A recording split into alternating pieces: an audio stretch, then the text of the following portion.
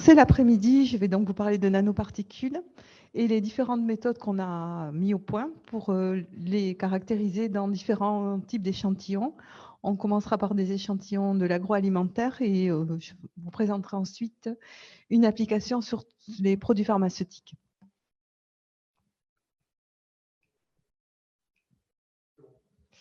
Voilà, donc les nanoparticules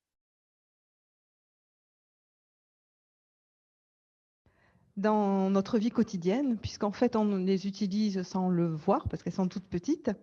Mais elles sont très présentes dans les produits cosmétiques, dans les produits alimentaires, dans les produits pharmaceutiques également, mais dans d'autres types de produits où on ne penserait vraiment pas qu'ils soient présents, mais c'est le cas pour certains textiles. Donc, il y a eu beaucoup de couverture médiatique sur la présence de nanoparticules dans ces produits du quotidien. Voilà, donc vous voyez, en tout cas en France, il y a eu énormément d'articles qui sont parus, notamment dans Le Monde, dans Libération. Donc le grand public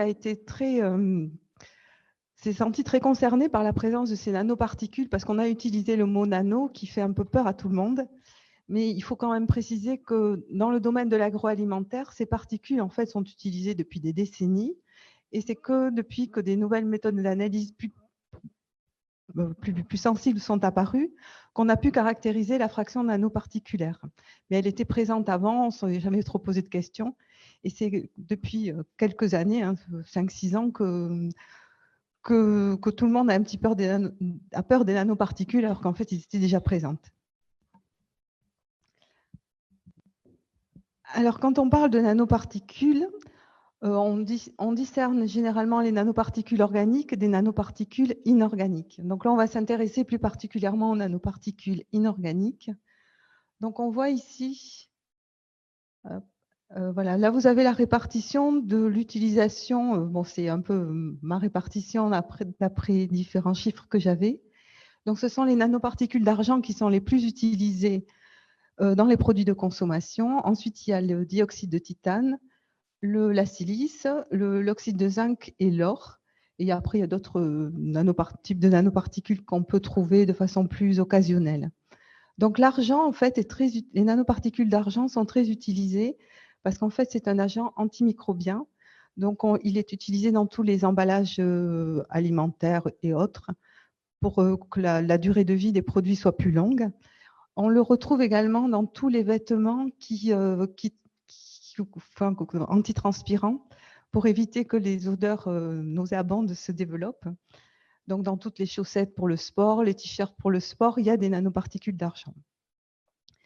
Et enfin, ce qui a fait le plus de bruit, c'est les nanoparticules de dioxyde de titane, parce qu'en fait, c'est très utilisé dans l'industrie alimentaire, parce que c'est un pigment blanc. Donc, on l'utilise pour avoir ou des couleurs plus brillantes, ou pour atténuer certaines couleurs, ou avoir des aspects transparents, par exemple. Dans les produits cosmétiques, il est utilisé parce que c'est un filtre UV. Donc, toutes les crèmes solaires, il y a quelque temps, je ne sais pas si vous vous rappelez, pour les plus âgés, quand on mettait de la crème, on avait un gros film blanc, ça ne pénétrait jamais. Maintenant, on met de la crème solaire, ça pénètre très bien. C'est parce que c'est sous forme de nanoparticules. Ensuite, toutes les nanoparticules de silice, elles sont utilisées essentiellement parce que c'est des agents anti-agglomérants. Donc, dans tous les aliments en poudre, comme les soupes en poudre, le café en poudre, enfin tout ce qui est en poudre, en général, il y a des nanoparticules de silice pour éviter que ça s'agglomère avant qu'on le consomme. Bon, après, on retrouve aussi dans l'alimentaire des nanoparticules d'oxyde de fer. C'est essentiellement un agent colorant et c'est censé également augmenter la biodisponibilité de certains nutriments. Donc, chacune de ces particules a un petit nom. Vous avez ici, c'est un additif. Donc, quand on regarde la liste des ingrédients, on voit du E171, ça veut dire que c'est du dioxyde de titane, E174 de l'argent, etc.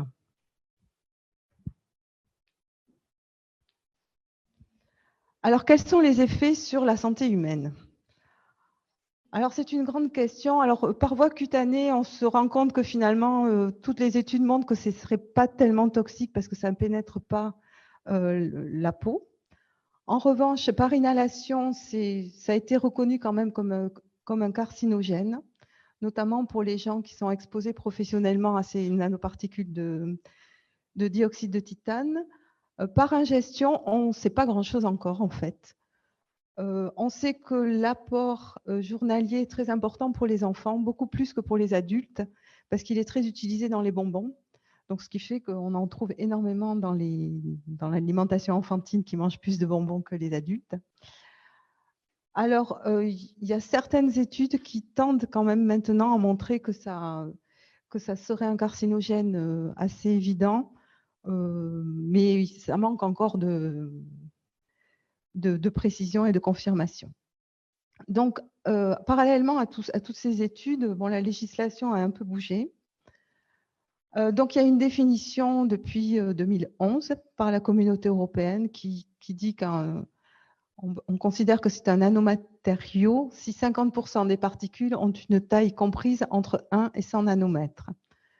Alors, ils sont allés un petit peu plus loin la même année en disant que tous les aliments qui contiennent des nanoparticules avec une taille comprise entre 1 et 100 nanomètres, ça doit être écrit sur l'étiquette en mettant la mention nano entre parenthèses. Alors, c'est vrai qu'en France, ça a beaucoup bougé. Les gens ont eu très peur. Il y a eu beaucoup d'articles dans des journaux assez sérieux. Donc, les gens ont dit, au niveau du ministère, il y a eu beaucoup de pression. Et en France, c'est le premier pays en Europe qui a décidé de ne plus utiliser le E171. Donc, tous les produits alimentaires produits depuis 2020 ne contiennent plus de E171. Et ça devrait être suivi en Europe, puisque, bon, ce n'est pas encore actif, je crois, mais incessamment sous peu, en Europe, le E171 dans les produits alimentaires ne doit plus être utilisé. Donc, on voit bien qu'il y a encore beaucoup d'interrogations. La législation suit un peu l'opinion publique. Les industriels ne sont pas du tout contents parce que ces nanoparticules, c'est quand même très utile. Ça donne, voilà, on a plus envie d'acheter des bonbons qui brillent que des bonbons qui ne brillent pas. Voilà, donc il y a beaucoup d'interrogations. La législation est tout de même un petit peu floue. Et tout ça, en fait, c'est dû au fait qu'il y a un gros manque de méthodes normalisées qui permettent de suivre la présence de ces nanoparticules dans les produits de consommation. Alors, ce n'est pas facile, notamment parce qu'en fait, on peut les trouver sous forme… On voit pas très bien. On peut les trouver sous forme de particules primaires, hein, c'est-à-dire une particule toute seule dans un échantillon. Mais en fait, elles ont tendance à se rapprocher les unes contre les autres. Alors, on peut les trouver soit sous forme de ce qu'on appelle un agglomérat, c'est-à-dire qu'elles se touchent, ou alors sous forme de ce qu'on appelle un agrégat, c'est-à-dire qu'elles se touchent, mais elles s'interpénètrent. Donc, il faut être capable d'avoir des méthodes qui permettent de mesurer aussi bien les particules primaires que les agglomérats et les agrégats. Et donc, pour l'instant, c'est mission impossible de savoir tout mesurer. Alors, ce qui est étrange, c'est qu'il y a énormément de méthodes d'analyse qui permettent de faire ces analyses. Donc, vous voyez, dans les carrés bleu-vert, il y a énormément de méthodes. Et selon la législation, il faudrait être capable de mesurer, il y a à peu près 7 ou 8 paramètres différents. Donc, il y a la concentration, la forme, la taille, la distribution en taille, la structure cristalline, la composition, l'aire de surface, quelles sont les fonctions présentes en surface, et l'état d'agrégation et d'agglomération. Donc, quelque part, il n'y a pas une seule technique qui peut répondre à toute cette demande. Alors, il est communément admis que les paramètres les plus importants sont la taille, la distribution en taille, la concentration et la forme. Mais on ne peut pas dire qu'il y ait vraiment de méthode universelle.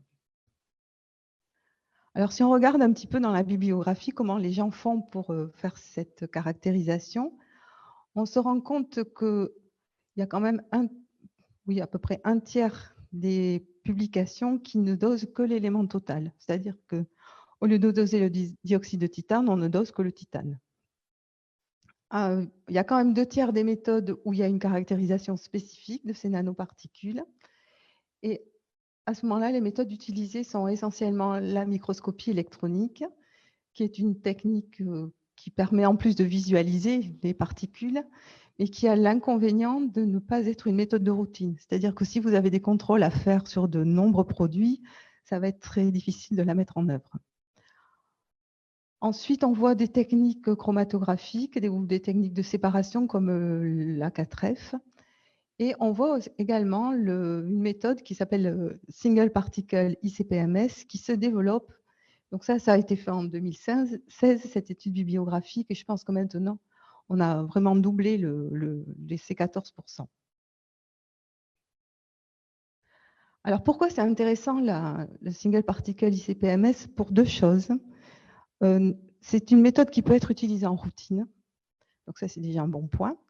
Et c'est également la seule méthode qui permet de faire une quantification, parce qu'en fait, c'est une technique spectrométrique. Donc, sur quoi est basée cette méthode?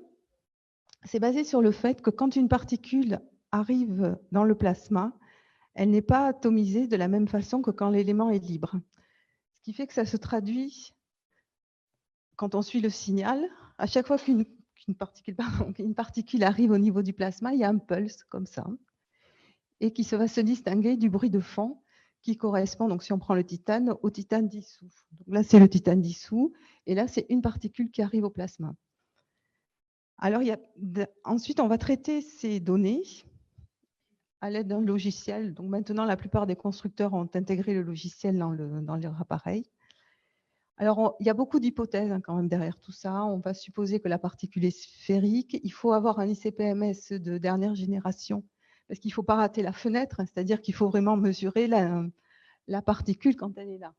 Donc, si on mesure avec un dwell time trop grand, on va la rater.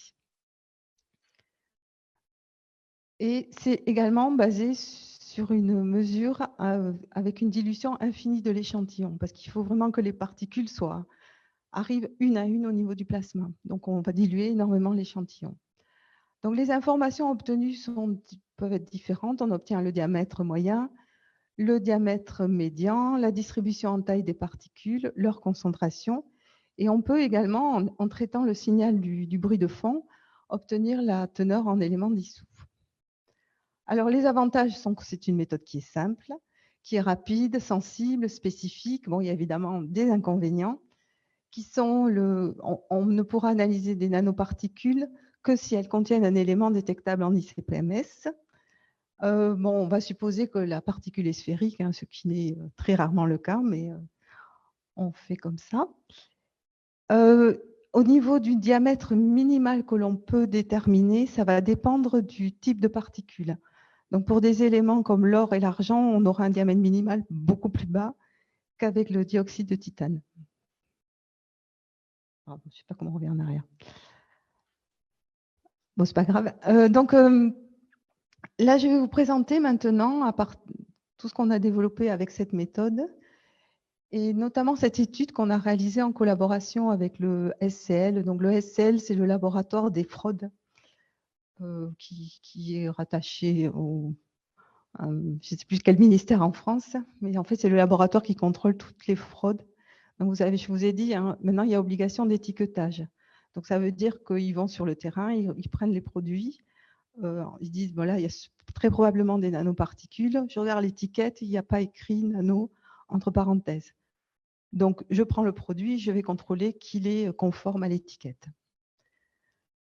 Donc, OSCL ne possédait pas cette méthode encore. Donc, voilà, on a travaillé conjointement puisque eux avaient les échantillons, nous, on avait la méthode. Donc, on a essayé de faire quelque chose. Donc, il y a différents échantillons qui ont été sélectionnés. Donc, beaucoup de bonbons, donc des chewing-gums, des dragées, des suppléments alimentaires, des aromates, comme des poivres dorés. Donc, les poivres dorés, c'est très beau, mais pour obtenir le doré, on met des nanoparticules. Des sauces, donc des sauces type kebab ou des sauces blanches, un sirop. Et le gros avantage qu'on avait, c'est qu'on a pu obtenir l'additif vierge, c'est-à-dire l'additif qui est intégré ensuite dans les échantillons. Donc, c'est un gros avantage, c'est que ça peut permettre on peut l'utiliser comme un outil de validation. Parce que si on a la même taille dans l'additif et dans le produit, on gagne quand même on peut garantir que le résultat obtenu est assez correct. Donc, les objectifs, c'était de savoir est-ce qu'il y a des particules, quelle est la composition de ces particules, est-ce que ce sont des nanoparticules et est-ce que c'était bien étiqueté au final. Donc, comme vous avez vu, il y avait beaucoup de produits à analyser, beaucoup de bonbons. Donc, les bonbons, c'est du sucre, c'est soluble dans l'eau. Donc, au niveau de la préparation d'échantillons, on est parti sur quelque chose de très simple, c'est-à-dire qu'on mettait l'échantillon dans de l'eau, on soniquait pendant 10 minutes pour disperser les particules et l'analyse a été faite par Single Particle ICP-MS. Donc, on a quand même validé avec ce qu'on avait sous la main les résultats. Donc, on a fait des comparaisons avec de la microscopie électronique en collaboration avec le LNE. Et on a comparé avec les résultats obtenus pour l'additif correspondant. Donc, voilà un petit peu les résultats qu'on a obtenus. Donc là, c'est pour un chewing-gum. Bon, vous avez le pot de chewing-gum. On a caché la marque. Donc, il était bien écrit voilà, E171. Hein, donc, on était quasiment sûr de retrouver du E171. Donc, voilà le type de distribution en taille des particules qu'on obtient par ICP-MS. De tous ces signaux, on en déduit le diamètre moyen, le diamètre médian et le pourcentage de particules qui ont une taille inférieure à 100 nanomètres. Donc, on voit que le diamètre moyen était autour de 140, très proche du diamètre médian, et que le pourcentage, la fraction nanoparticulaire était de 30%. Donc là, ils sont allés même au-delà de la législation, c'est-à-dire que c'est 50%, mais c'est quand même étiqueté. Si on regarde les résultats obtenus par MEP pour voir si ceux en SPI-CPMS sont corrects, on voit qu'on a des valeurs en termes de diamètre médian et moyen très similaires. Et même au niveau de la répartition, c'était bien, donc on était bien contents. L'avantage du single particle ICP-MS, c'est là qu'en fait, on obtient ce résultat-là. Nous, on a l'habitude, mais bon, en 1 heure, on peut obtenir un résultat. Le plus dur, c'est de trouver la bonne dilution dans le fond. Et on caractérise beaucoup plus de particules quand même. Donc ça, c'est aussi un avantage puisqu'on a une information qui est un peu moins tronquée. Donc là, c'est les résultats en termes de comparaison additifs produits alimentaires. Donc on voit que là, on a des dragées, là, on a le sirop, le complément alimentaire et la sauce kebab.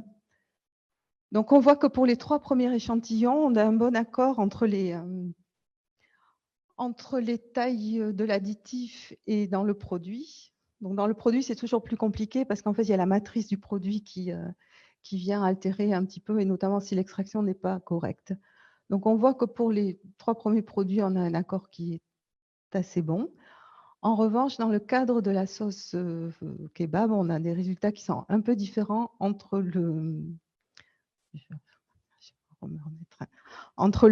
l'additif.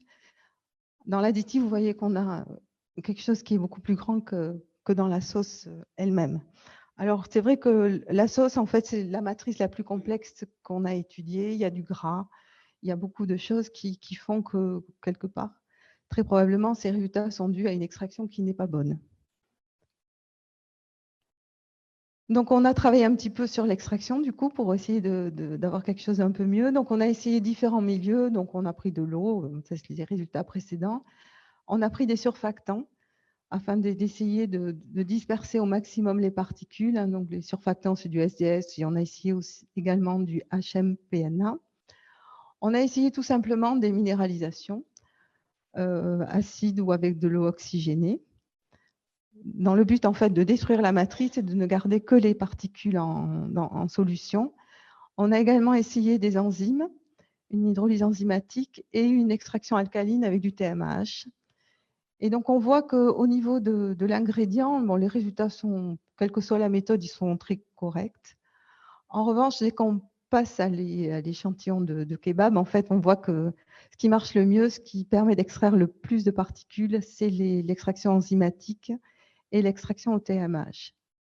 Alors, comme on a obtenu des résultats un peu meilleurs avec le TMAH, c'est la méthode qu'on a gardée et on avait des résultats. Donc là, on voit qu'en termes de taille de particules, donc là, on a les rendements d'extraction Et au niveau des tailles, on voit que bon, on est quand même des résultats assez similaires compte tenu des incertitudes entre le produit et l'additif et le produit. Pardon, excusez-moi.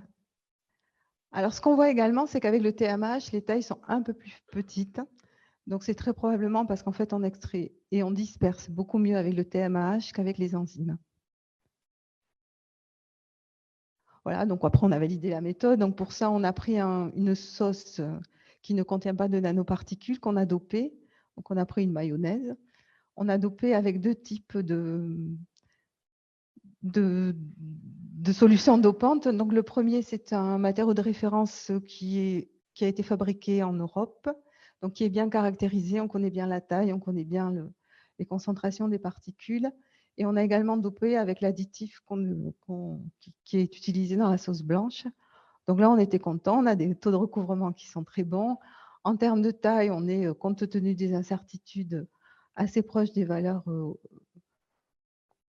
qu'il fallait obtenir. Donc, on était assez content. La seule chose, c'est qu'on peut voir que, en fait, dès qu'on est en présence de la matrice, en fait, la présence de gras, il doit y avoir un peu de gras résiduel qui fait que ça disperse un peu les nanoparticules.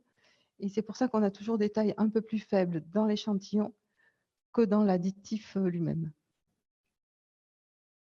Bon, voilà, donc c'est un peu rébarbatif comme tableau. Mais voilà, après, on s'est dit, bon, maintenant qu'on a une méthode, on va essayer de l'appliquer à différents échantillons. Donc, on est allé au supermarché, donc c'était l'année dernière. On a acheté un certain nombre de sauces kebab et de mayonnaise. Donc, on a d'abord commencé par une analyse de titane totale. Donc, en fait, c'était pour voir si, comme le dioxyde de titane est interdit, est-ce que c'était vraiment suivi par les industriels. Donc, ce qui est le cas, hein, on voit que bon, là, on n'a pas été très loin en analyse de particules puisqu'il n'y avait pas de titane. Donc, on peut dire que la législation est suivie. Bon, mais quand même, on voulait trouver des échantillons avec des nanoparticules. Donc, on est allé dans des pays à côté, hein, donc en Espagne et en Angleterre. Donc, c'est des produits qui ont été commandés par Internet et on voulait qu'il y ait du E171 et on en a trouvé que dans ce qu'on appelle des produits diététiques. Donc, ils sont sans matière grasse, on le voit tous. Et ils contiennent quand même du titane avec un certain nombre de nanoparticules. Donc, on peut se poser la question, on achète des produits diététiques, donc ils sont sans gras, ça ne fait pas grossir, mais il y a quand même des nanoparticules. Voilà, après, il faut faire des choix. Voilà, donc on voit, il y en a certains qui sont très riches. Hein. Il y en a un qui a 6. Voilà, il y a une mayonnaise qui a été achetée en Angleterre et qui a 6. Il y en a une qui... Attendez. Non, c'est l'espagnol. Ici, là, vous voyez, on a 6 grammes de nanoparticules de TiO2 par kilo de produit, donc c'est quand même énorme. Voilà, donc juste pour terminer plus rapidement maintenant, je vais vous présenter un peu ce qu'on a développé pour analyser des nanomédicaments. Donc ça a été réalisé dans le cadre d'un projet qui s'appelle européen, qui est terminé maintenant, Nanopilote. Donc qui a été piloté par Cidetec en Espagne, à San Sébastien, c'est juste pas très loin de Pau. Donc il y avait un certain nombre de pays. Donc chaque partenaire avait une compétence différente. Il y en a qui fabriquaient ces nanomédicaments. Il y en a qui aidaient dans la synthèse, d'autres au niveau de la qualité pour mettre en place les bonnes pratiques de laboratoire.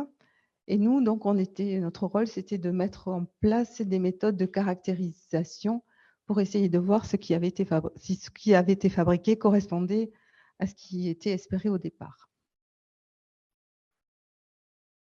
Donc, on a travaillé sur c'est des encapsulations en fait.